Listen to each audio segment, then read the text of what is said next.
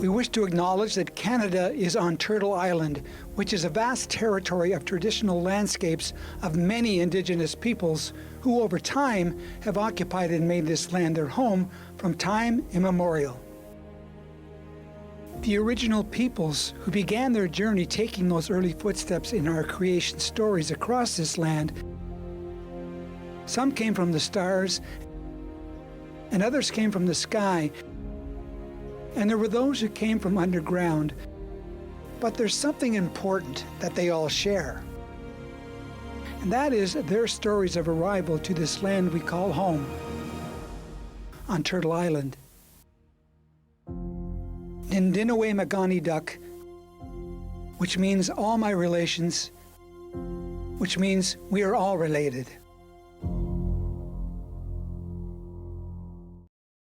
The opinions expressed in the following programs are those of the participants and do not necessarily reflect those of Rogers nor Rogers TV.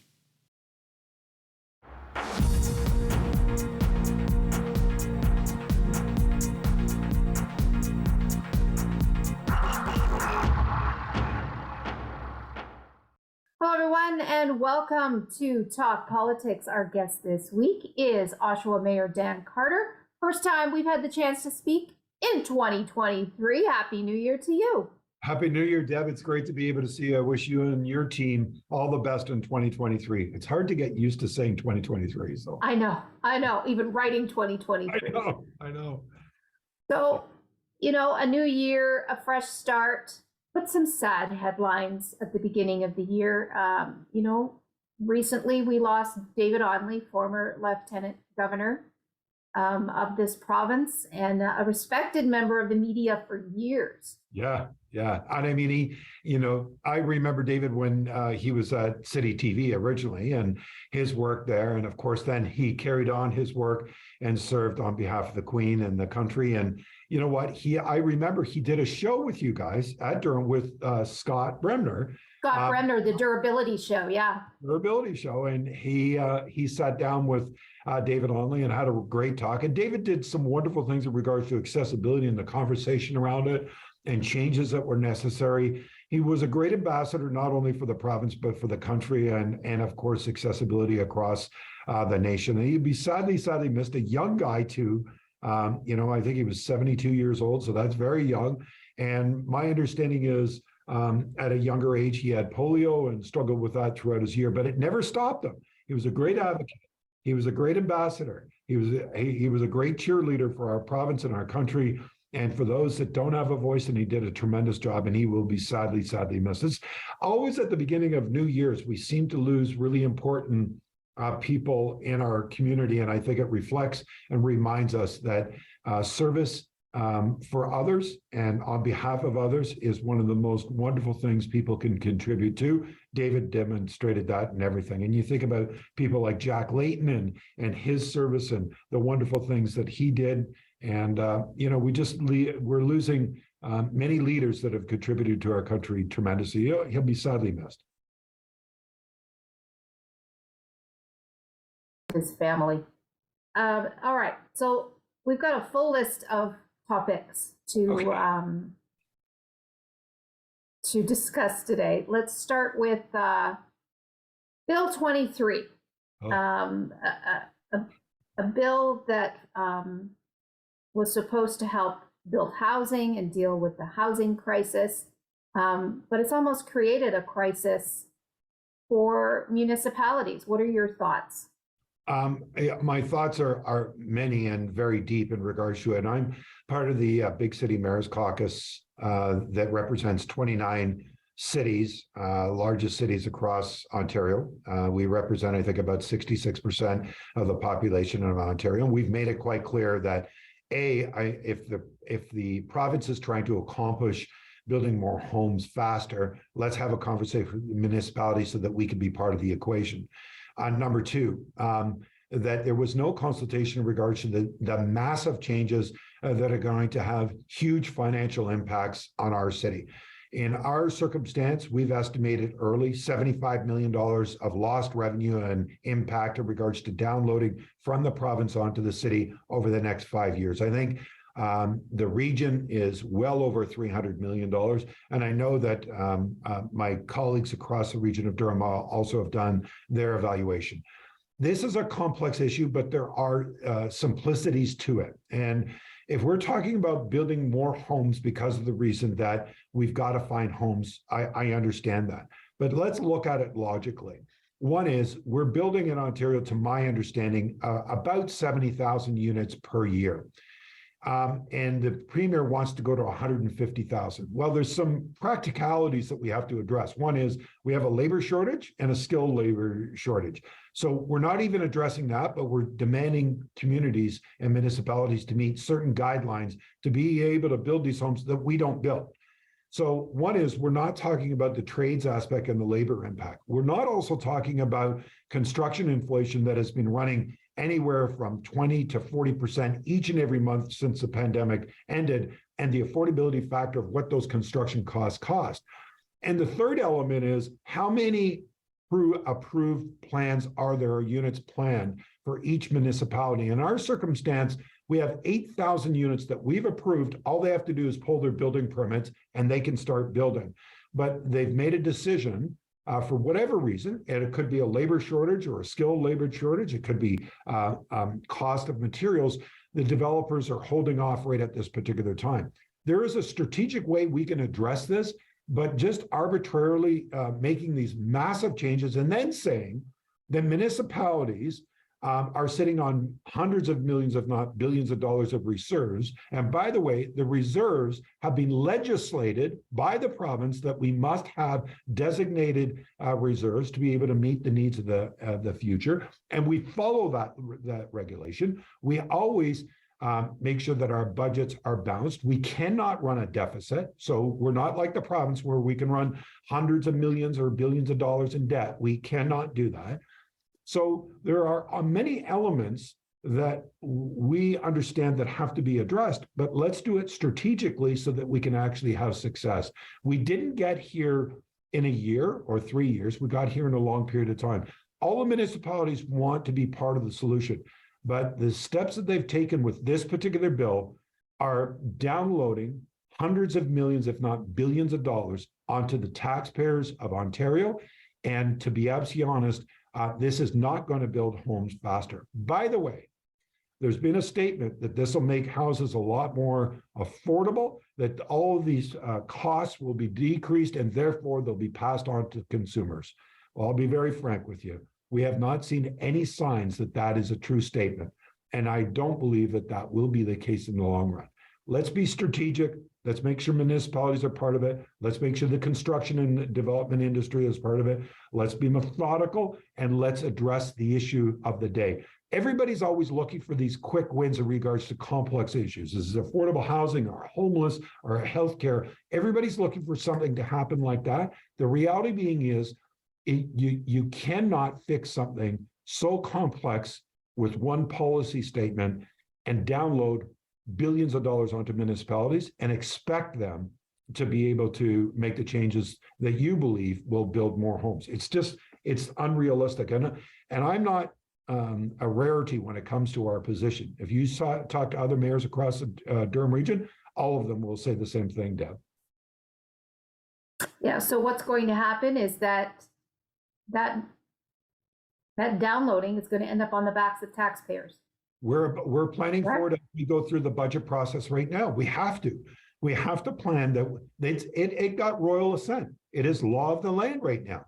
So we actually have to make sure that the taxpayer understands that the Premier and his party made a decision that are downloading these costs onto the average taxpayer. That's not fair to municipalities. We've been fiscally responsible in regards to us making sure that we do all the things that are necessary to build strong finances. Oshawa is a prime example.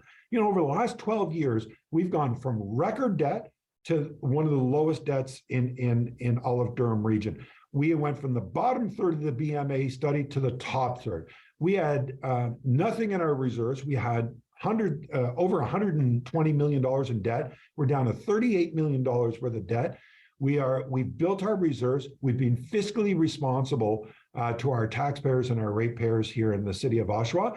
And it's unfair that the province now downloads all this money onto us and then says, well, it's their fault. We've been fiscally responsible. We do not run deficits. We do not go into debt. We make sure that we're responsible on the municipal level. We expect the province to be fair. And your building stats, if I recall right, I mean, you've had some record years recently. 2022, we were over $900 million. We almost hit $1 billion this year. We would have been the first municipality in Durham Region to do so.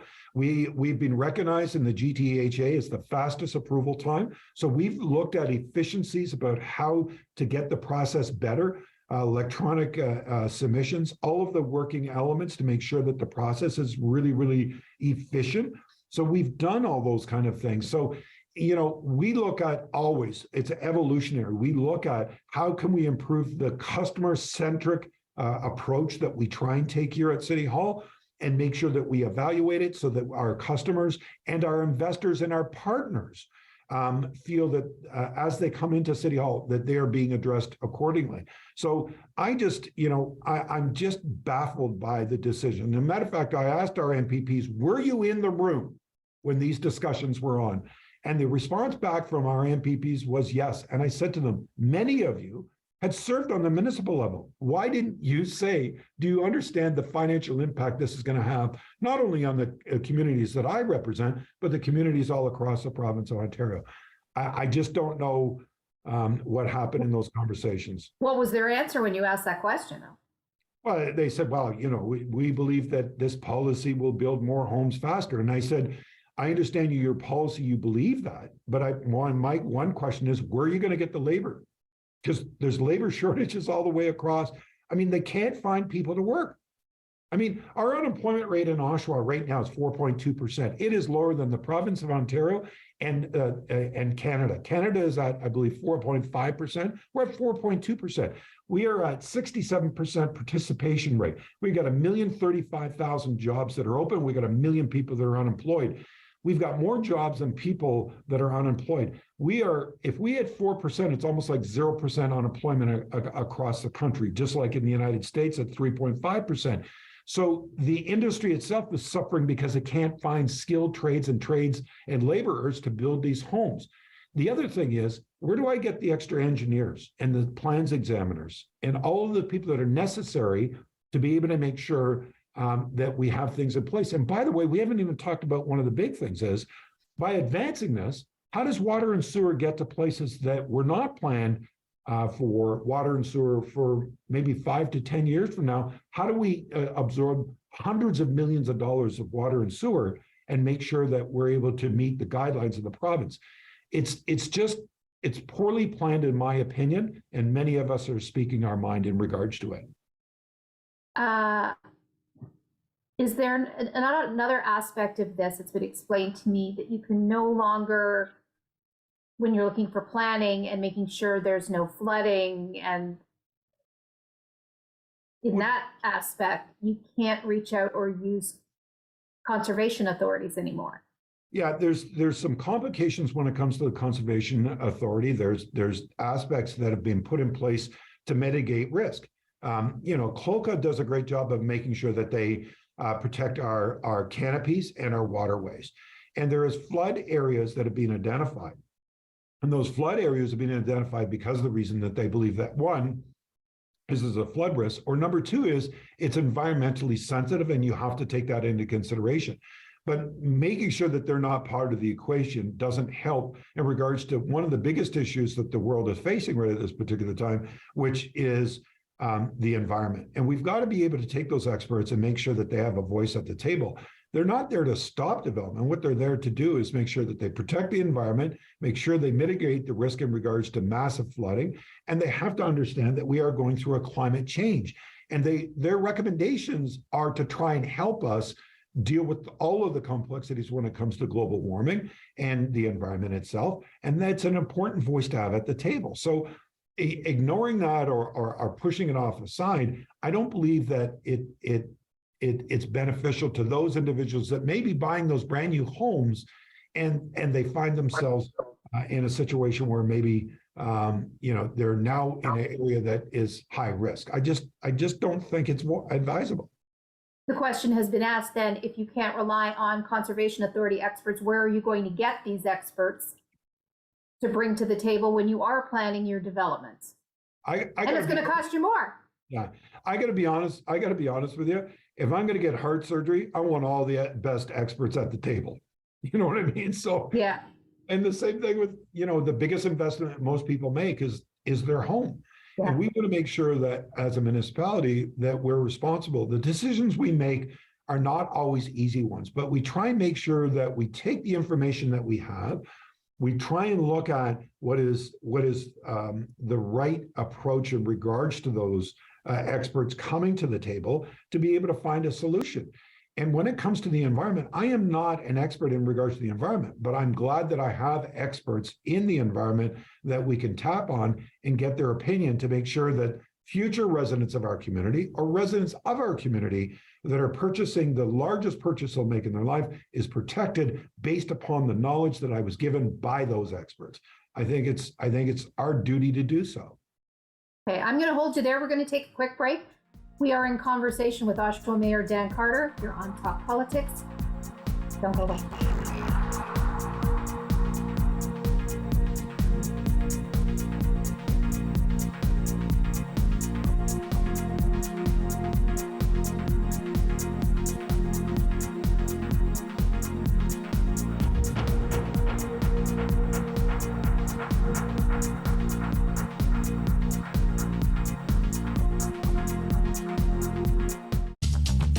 This program is brought to you by Ignite TV. Now you're in command. Visit Rogers.com for more details.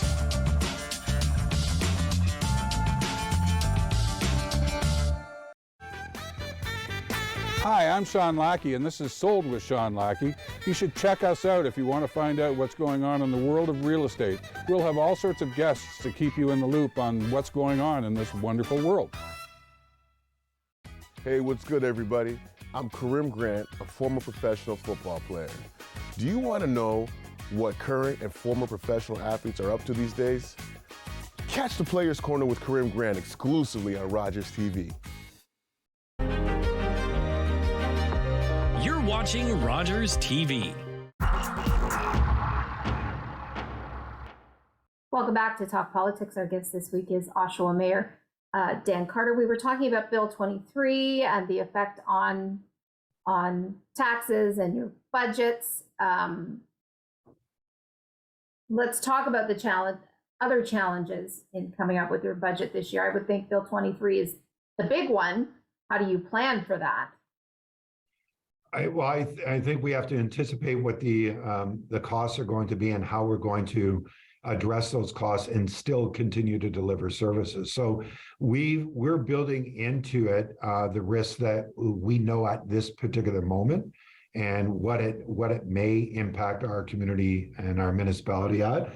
We're also looking at inflation, as you know. I think it was just released recently that in the month of December, the inflation rate dropped to about 6.3%.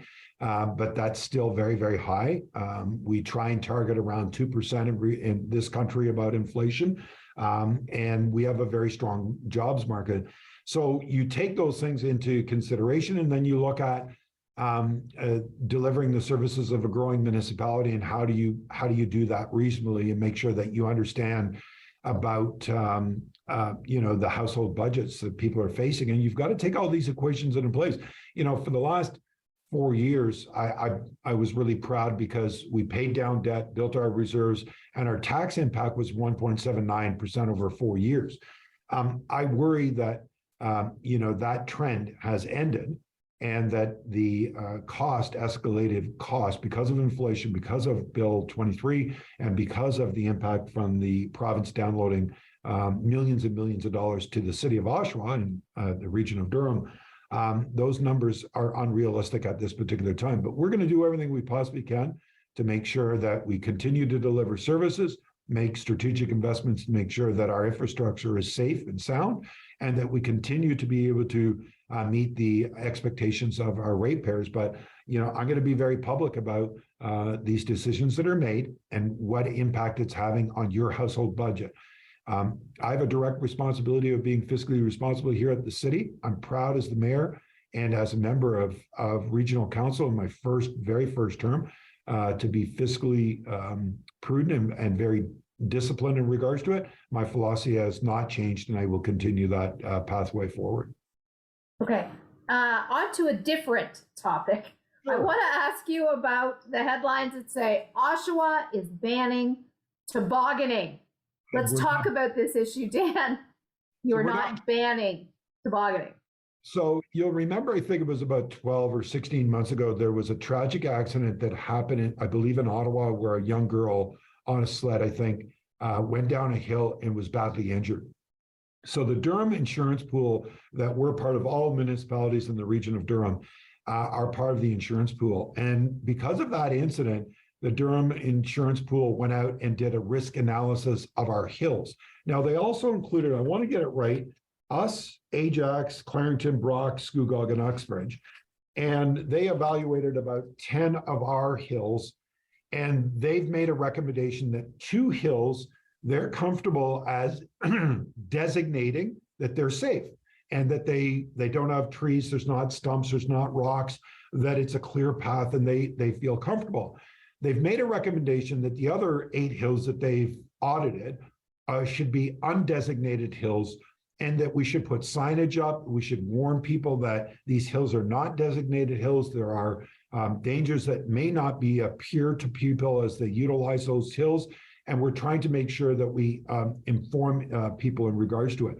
When a risk analyst goes out and does an evaluation and then does a full report, by the way, to us and says, this is our concern, these are the steps that are necessary, it's up to you. Whenever it comes to safety, we've got to make those decisions in regards to how do we make sure that we know that there are dangers that are part of that particular environment, and what step are we willing to take. So we're going to take those steps. We're going to put signage up.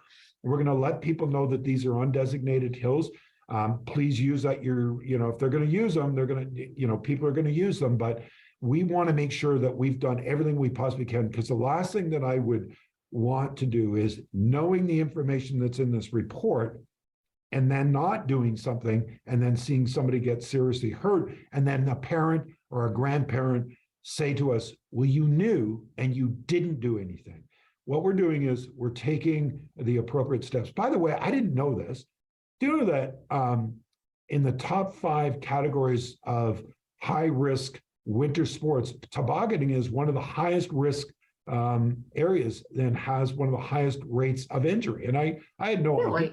Yeah, and I was really surprised by that. So, you know what, we're gonna put the signs up. We're gonna inform people and educate people. I know that people feel that we're being heavy-handed about it. The bottom line is, we've been told by the risk experts and the insurance pool that this is a concern of theirs.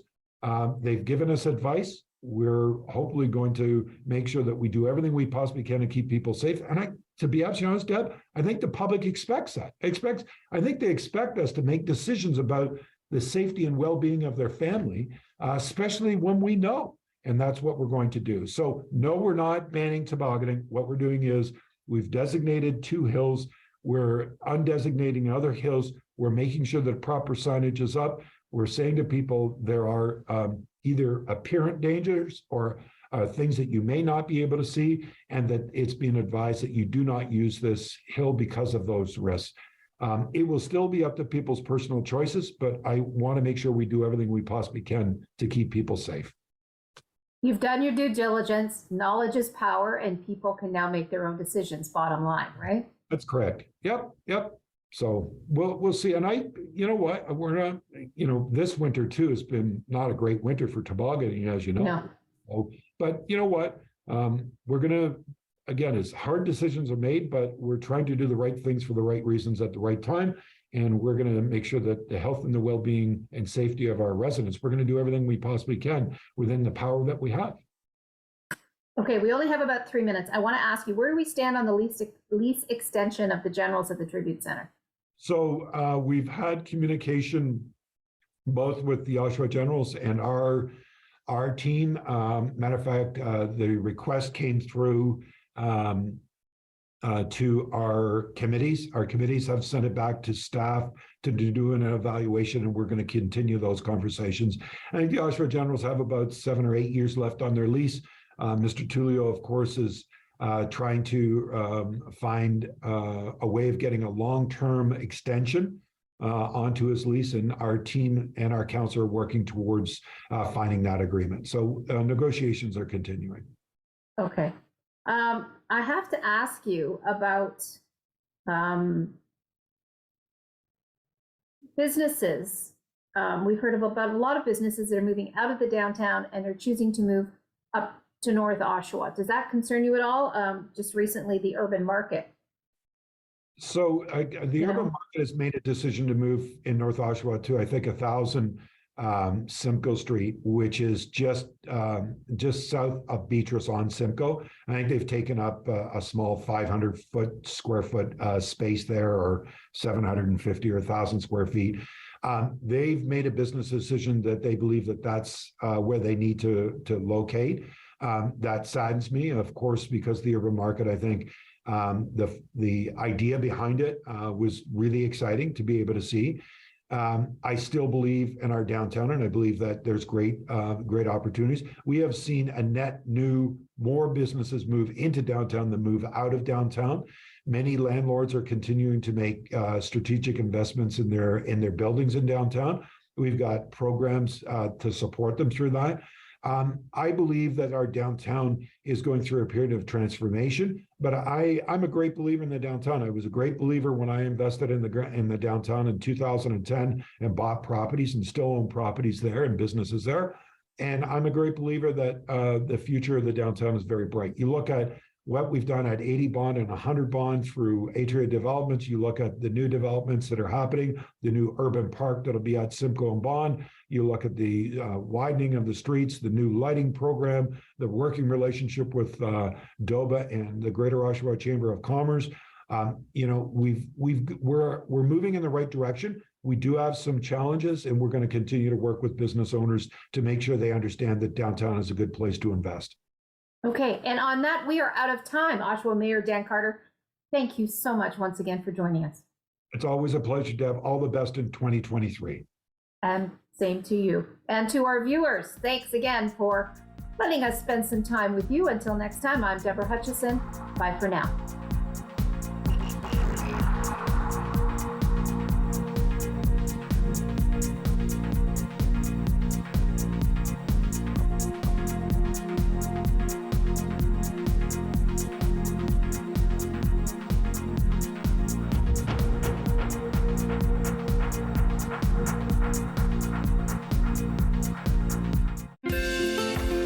Call the Rogers TV Viewer Response Line. Email us or connect with us on social media.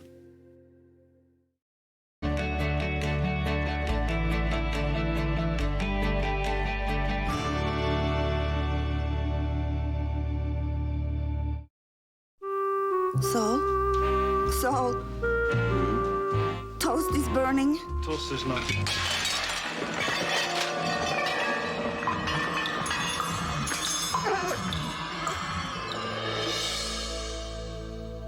Every time she has a seizure, she smells something burning.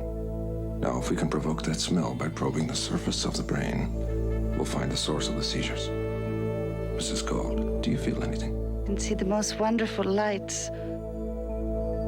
And now what do you feel? Did you pour cold water on my hand, Dr. Penfield? Now what? Oh, What is it, Mrs. Gold? burnt toast. Dr. Penfield, I can smell burnt toast. Dr. Wilder Penfield. He cured my seizures and hundreds more. They say he drew the roadmap of the human brain. We just called him the greatest Canadian alive. We can be hurt. We can be bruised. We can be broken. Slowed down, confused,